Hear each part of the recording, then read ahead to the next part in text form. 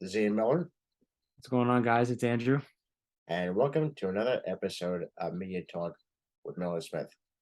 Tonight, we're actually going to get into our reviews of two films that we recently saw. But first, let's actually talk about something that's really happening right now. As many of you know, we have a writer's strike going on, so many of our shows have been, holding their productions, and we don't know how long the strike is going to go. And this is affecting not just the television productions, but also the film productions. Now, hmm what generally happens in these strikes, and this happened many times, unless the interested parties do not have not been met their demands, so to speak. Obviously, it's pretty much a higher pay grade, and obviously royalties for the creation of their projects. If they are not met by productions or studios, they are to obviously go on strike, which means they've halted their writing and productions are halted until a certain time where they can actually, reach understanding during the negotiations. And as I said, it has affected a lot of the television productions. So there's a lot of things that you're not going to see the conclusion of, for quite a while. We don't know how long it's going to last. But I will say this does not affect the film productions that are already in the can or being shot right now. Because once, a strike does happen, either the scripts that, either get greenlit, or they put it on a shelf until further notice. But this is a very serious situation because, the writers do deserve, what they want because they do make these creations. They'll probably get paid what they want to. They should. They should. But what's interesting is I actually read an article today that the streaming service Netflix is actually the ones that are actually the holdouts. Wait, seriously? Yeah, I Oh was wow! shocked. I didn't know that. Now, this actually is very dangerous because, as many of you know and have Netflix, they do have a lot of foreign content on there. Either it's Spanish, Colombian, French. They have a lot of movies and television shows from other countries. So this could be problematic. The fact that they're not, helping with the negotiation, they could be buying a lot more foreign content for their streaming service, and it will cause problems. Well, some of the problems that are actually going on right now that I saw, um, not just the writers, but also like actors and TV hosts as well. Um, there was one article that I read yesterday. The creator of American Dad and Family Guy, who you all know, Seth MacFarlane, walked off the set.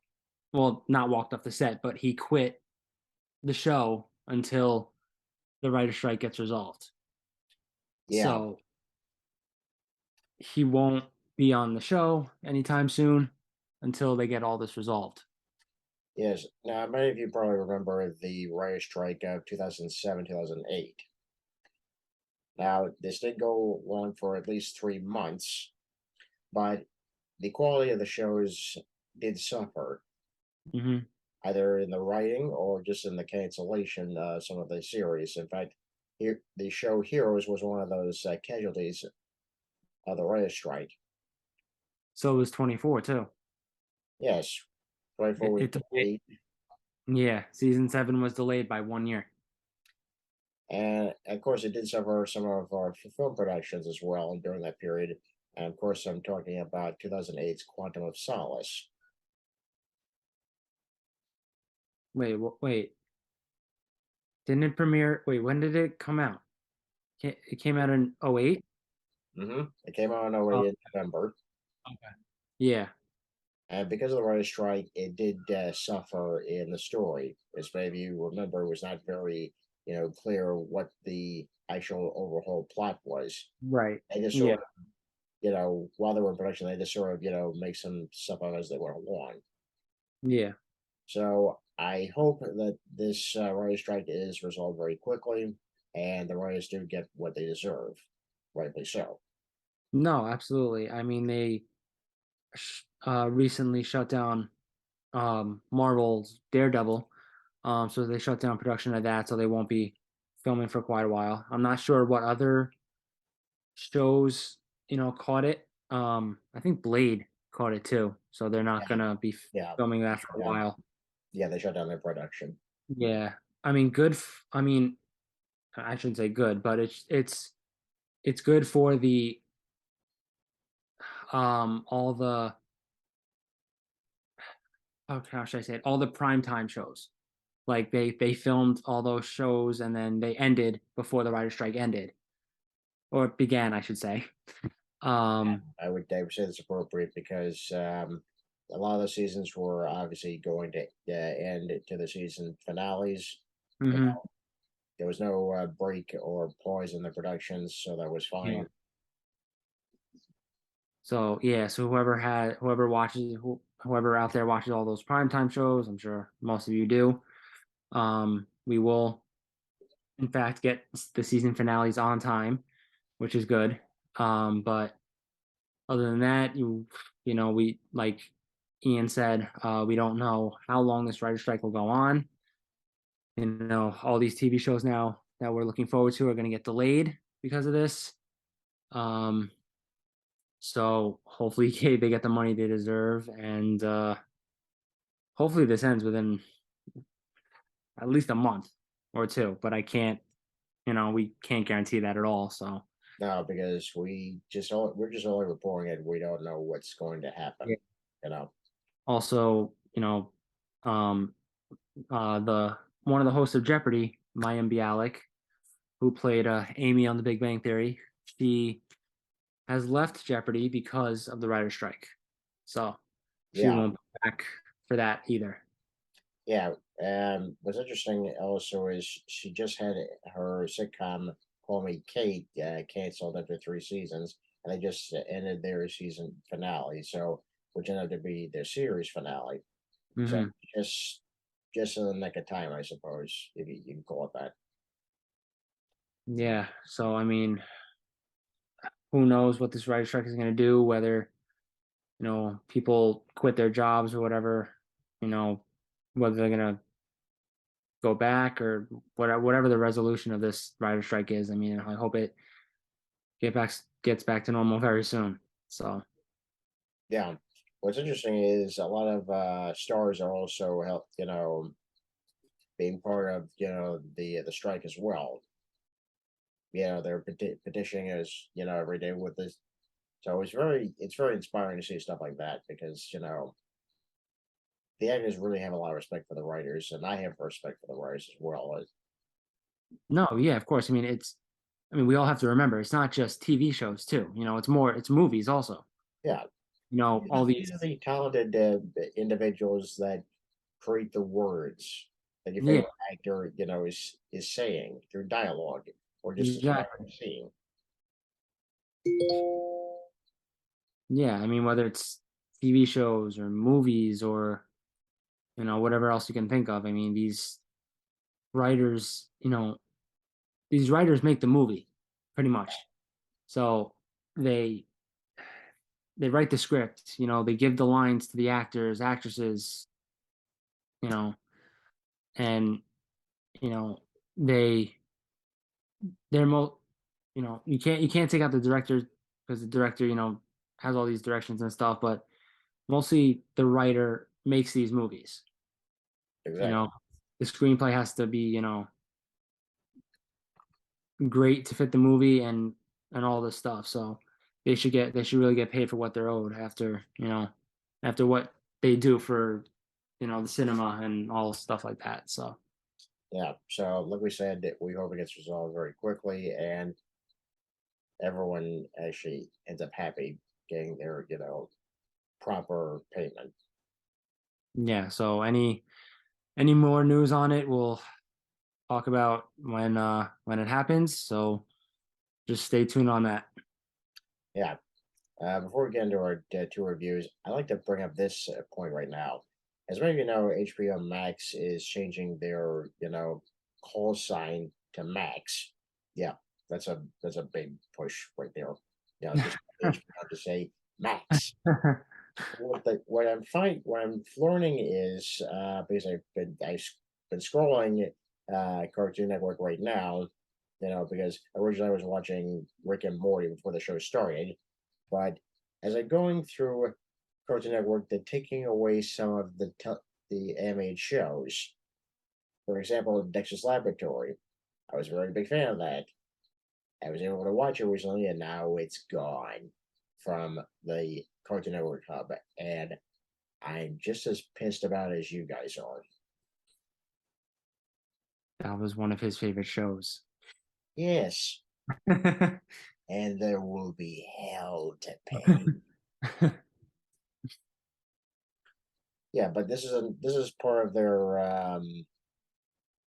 I think this is part of their way of saving money because they're taking removing certain titles from this specific hub, just to save space for new content, I suppose. But it still pisses me off.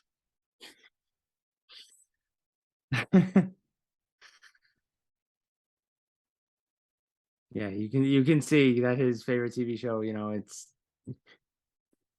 don't get him mad. So Yeah, you wouldn't like me when I'm angry. No, but it really is a sad thing, see some of the shows that I grew up watching just not be there anymore. So now I have to figure out, okay, where can I find it? And I'm pretty sure this is all everyone's thinking about that, watches Cartoon Network hub on HBO Max. I'm sorry, Max. don't get confused. It's Yeah, Max now. So I think it's a stupid idea. I think the whole the just renaming it, just take out the HBO on the Max, is just stupid. I don't know. I don't get it. I don't even know why. I don't Yeah. Anyway, that's all I'm gonna say. That was my sidebar. Let's get on to the topics tonight. know. Yes. One of the topics we will talk about is um we'll get to the other we'll get to the Guardians review in a minute. But the movie that we saw a couple weeks ago, which was the movie Air, with a story about Michael Jordan. Well, Nike, but you know, pretty much Nike was looking for their star to make, how can I say it? Put their make their brand around someone, make their brand around the player. Yeah, making an entire line of shoes just by one player. Hmm. And it was interesting to see Michael Jordan around this point in his career because, he wasn't the superstar that we all know him to be. He was just really starting out, but what was exciting was there was already a buzz about him. And you gotta remember, this was like 1984. Hmm. So they were just they're just trying to what to do with him, and this one guy played by Matt Damon, just saw something in him. And he said, I want you guys to design the greatest, basketball saver ever created. And like, who's the player? Michael Jordan. And it was just very well done. It was very well written, very well acted, very well directed by Ben Affleck. You know, the guy that did The Town, Argo, won Best Picture for that. And yeah, also he was Batman. Yeah, And he's also married to Jennifer Lopez, so let's just throw that out there now too. lucky bastard. I mean, seriously. Anyway, but yes, um he did, he played Batman, yes, and directed all those, great director, great actor. But he also did a really, really great job in this movie also playing Phil. Phil Knight, who owns the company, Nike, um, and also his direction of the film as well. So that was pretty well done. But you can pretty much see in Matt Damon's character how far he's willing to go to land Michael Jordan as their star player. And the character that Ben Affleck played, he how can I say it? He doesn't want the company to go down, or he doesn't want the company to be destroyed for after what he built. Yeah, Uh, yeah. yeah, because Matt actually does something risky, wants to bet the entire company's budget, you know, Hmm. just on Jordan. Now, that's a very risky thing to do, Hmm. you know, but he goes so far, just to illustrate that, to prove that he's right. Here she goes and meets the parents of Michael Jordan, you know, going behind Jordan's agent. Now, of course, many of you in the corporations are like, "This is a no-no." Hmm. But was the only point. It was the only way to prove that he was sincere.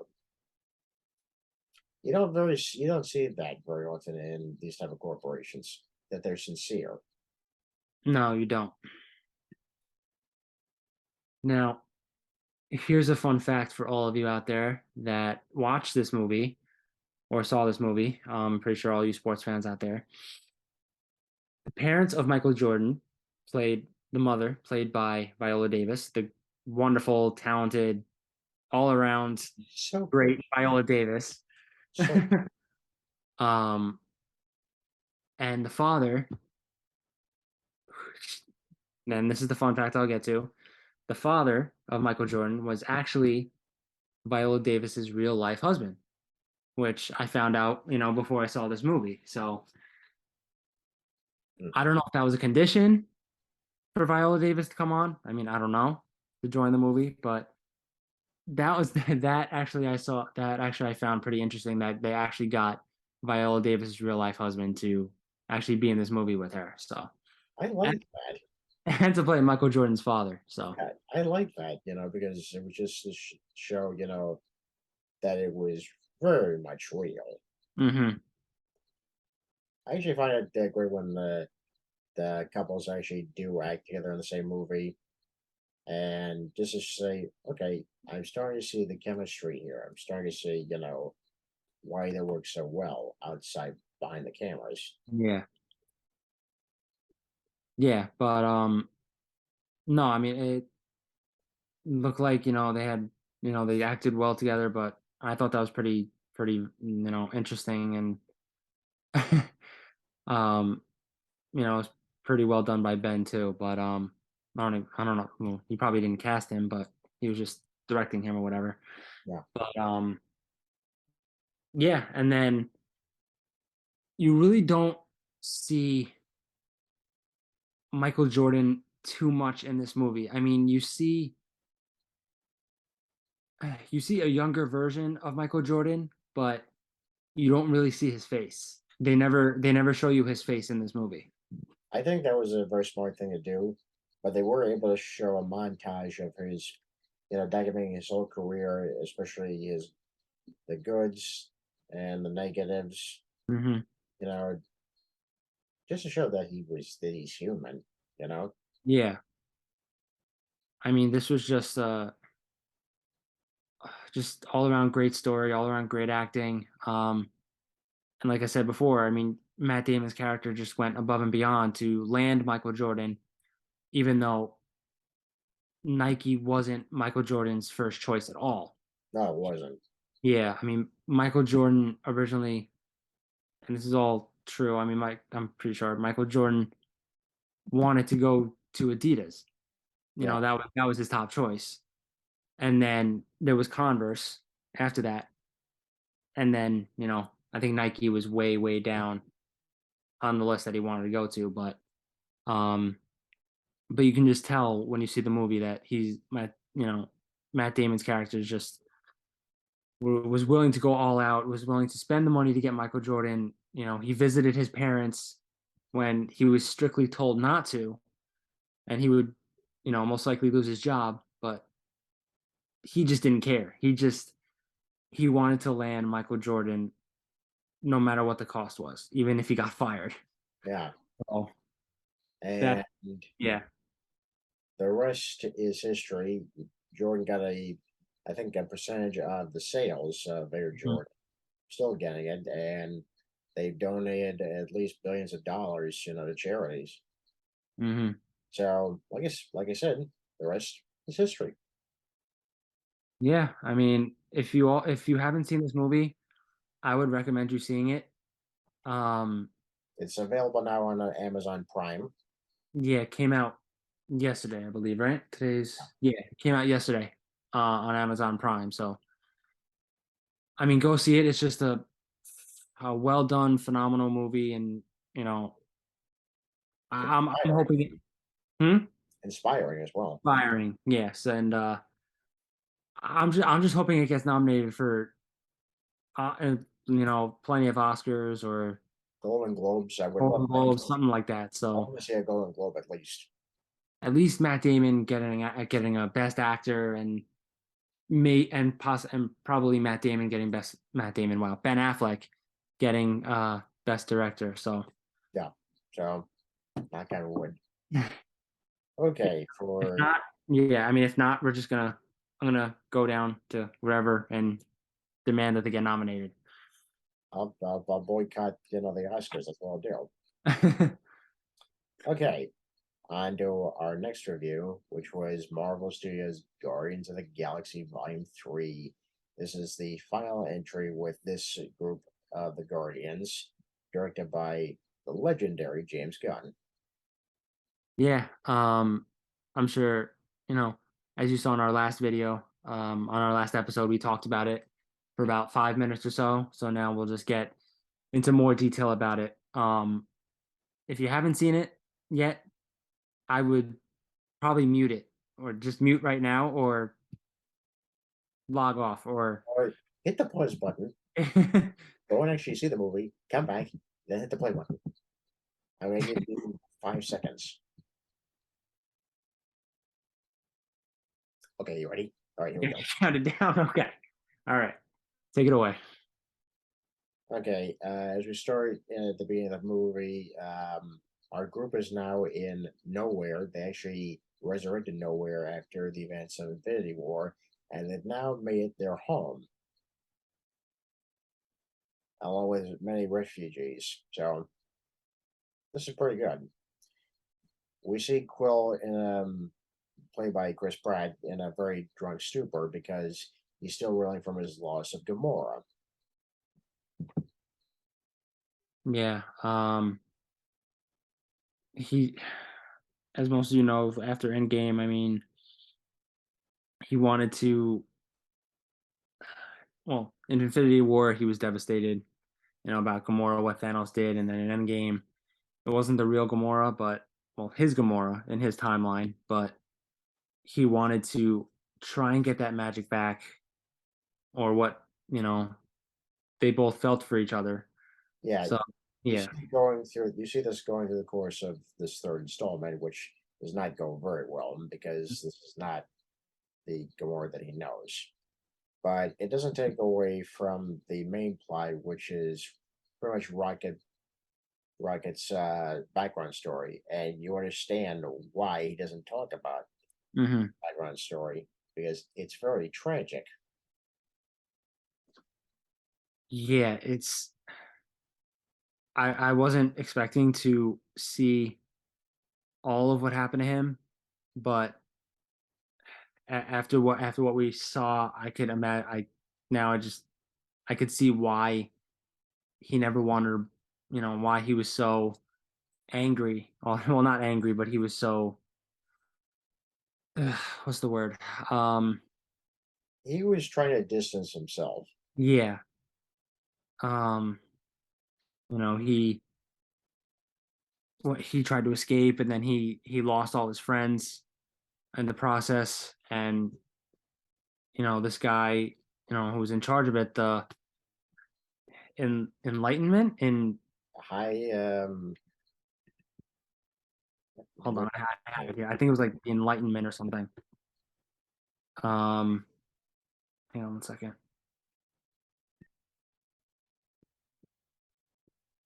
Yeah, oh, I'm sorry, it was the High Evolutionary. Yeah, Um, so he was in charge of the whole thing, creating Rocket. And then you just see, in Rocket's story, how he pretty much broke Rocket in the beginning. yeah, yeah. Yeah. Because especially when he kills his friends, Hmm. you just see Rocket completely change because he was just all about revenge and just running away.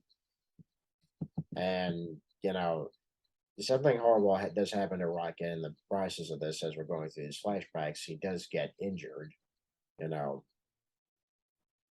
and it's kind of like a wake up call for Peter, because he's like, Rocket is my best friend. I have to try to help him. Second best friend according to Drax, but It was kind of, yeah.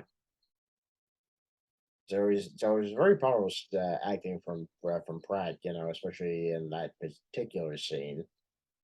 He's trying to resurrect Rocket. Hmm. So there are a lot of very touching moments in this movie. It doesn't shy away from the emotional. But what was very necessary is you didn't have to kill any of the major characters to actually just feel the emotions. which was great. Yeah, And on their journey to saving Rocket, they unfortunately do come across Gamora, um, in the past Gamora in the Endgame timeline, who technically Nebula called Gamora and didn't tell Peter. that was Uh, a huge mistake. yeah. Just effort. Um, Gamora is now actually a Ravager now, um, with Sylvester Stallone, who was in the previous movie. Hmm. Um, but you see throughout this movie now that she's a Ravager how she's not the same Gamora that we all know from past movies. She's Uh, acted she acted differently. She's just happy. completely, yeah, she's just completely different than what we're used to. Yeah, very trigger happy. Yeah, she did shoot a lot of people, and Pierre's like, Jesus, could we not do this? We could do this a simpler way. And she does show her that his way was actually is better. Yeah. Um, but again, you know, very very trigger happy. She'll kill anyone that'll get in her way, Oh, she won't hesitate. She will not hesitate. like her father. Yeah. Um, Well, adopted father. Adopted father. adopted father, sorry. But but then you see towards the end of the movie how she was actually starting to warm up to the Guardians a little bit, including Peter. Um, but I will tell you that they do not get a thing at the end of the movie. I think that ship has sailed, and it was a nice moment, when they parted ways because she was like, "I bet we were fun," and he's like, "You have no idea." So I was like, "Okay, this is fine." So Peter got some very neat closure. Hmm. Yeah. Um, and then towards, the last emotional part of the movie, they all parted ways. Um, Peter left to go back to Earth, to see his grandfather, and Rocket is now the captain of the ship of the Guardians, I should say. But to see Peter reunite with his grandfather after so many years was very, touching and heartfelt. Yeah, I think he definitely needed to come home because he needed to stop running away. He definitely learned a lesson from Rocket. Mhm, Because Rocket has been running away from his entire life from this one person that mhm. really messed him up. So it was very cathartic that Peter should go home, for the first time, just say it's time for me to stop running as well. So it was a very heartfelt goodbye with each of the Guardians. Groot surprised the hell out of me at last line of his. Well, apparently, I what I read was that he didn't really speak. They just wanted you to hear what he was saying. Yeah, so yeah, that was Gunn trying to say you guys are not part of the Guardians, so you get to hear what he actually says, Yeah. his language. Hmm. So that was nice. Yeah. Um, but we may never see, well, we're never going to see these Guardians again, because it's going to be the end of Drax, the actor, and Zoe Saldana, who played Gamora, confirmed that she does not want to come back to play Gamora, but she is open to having someone else, play the role because she wants to see where her character goes, you know, from a different character's point of view. Yeah. So, Where it started from 2014 to where we are now, it's a hell of a goodbye. And I have to tell you, kick ass song, soundtrack. Especially the ending songs, Dog Days Are Over. I was humming that on my way home after that. And of course, Come and Get Your Love. That's a classic. that's a classic, and you'll remember that from the first part of the movie. So, of the first movie. So, Yeah. Do you remember when we actually saw Endgame together and you and I were just humming Come and Get Your Love in that scene? mhm. Of Yeah. course, she's like, oh, so he's an idiot. And everybody's like, yeah, pretty much. Yeah, pretty much. I think that's good. That will go down as one of my favorite songs from the series. Yeah. I love all three soundtracks now because I do have them. I actually have the actual cassette tape of I'm sorry, Awesome Mix Volume 2 because I actually had this cassette tape and it cost me like $20. I was like, wow, Oh, okay. totally worth it. Totally worth it. But yeah, and then and then there was at the end of the movie, at the end of the credits, it did say the legendary Star Lord will return. So Now, you probably are wondering, well, how's that going to work? Well, it could appear in both of the Avengers movies that are coming soon. You never know. we'll find out and see whether it's another Marvel movie or whether it is in fact the two Avenger movies. Because you may want all the Avengers you can get with Kang. So Yeah, and with Peter, there's a lot of stories I think you could tell with outside the Guardians, oh yeah. I but mean, we shall see. we'll see what happens there. So if you haven't seen Guardians yet, go see it. Uh, Now, now, one of the best, I think, in my opinion, one of the best. It was the best of the series. yeah, So I would definitely recommend it to go see it.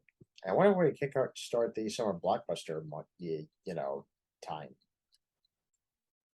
Yeah. Okay.